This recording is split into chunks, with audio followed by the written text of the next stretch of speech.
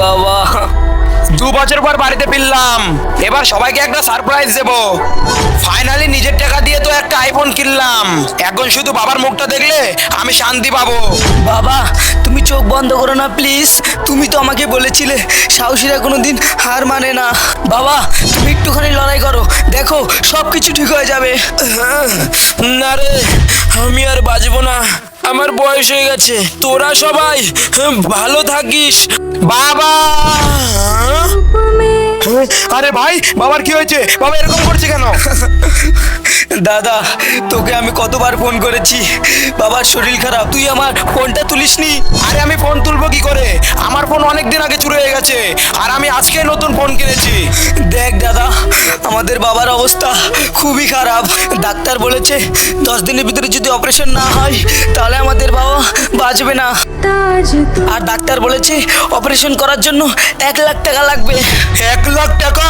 কিন্তু আমরা 1 লাখ টাকা কোথায় পাবো? আমাদের তো ভাত কবরে জোটে না। আমি যে 1 লাখ টাকা ইনকাম করেছি সেই টাকা দিয়ে তো আমি আইফোন কিনেছি, এখন আমি অপারেশন করার জন্য টাকা কোথায় পাবো? দাদা তুমি যে আইফোনটা কিনেছো, এই আইফোনটা বিক্রি করে যে টাকা পাবে ওই টাকা দিয়ে বাবার অপারেশন হয়ে যাবে, তাহলে বাবা বেঁচে যাবে। হ্যাঁ হ্যাঁ, তুই এসব কি বলছিস? আমার ফোনটা চুরি হয়ে গেছে, কত কষ্ট করে আমি আইফোনটা কিনেছি, এখন তুই বলছিস যে ফোনটা বিক্রি করে দিতে? তুই কি পাগল হয়ে গেছিস নাকি? কি দাদা, বাবার অপারেশন করার জন্য তোমার মোবাইলটা বিক্রি করতে পারছো না? এখন বুঝি তোমার কাছে তোমার মোবাইলের দাম তোমার বাবার জীবনের থেকেও বেশি।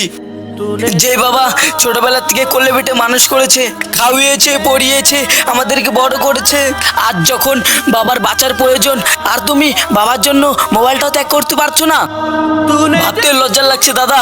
ছি ছি ছি, তোমার কাছে আমি এটা আশা করিনি।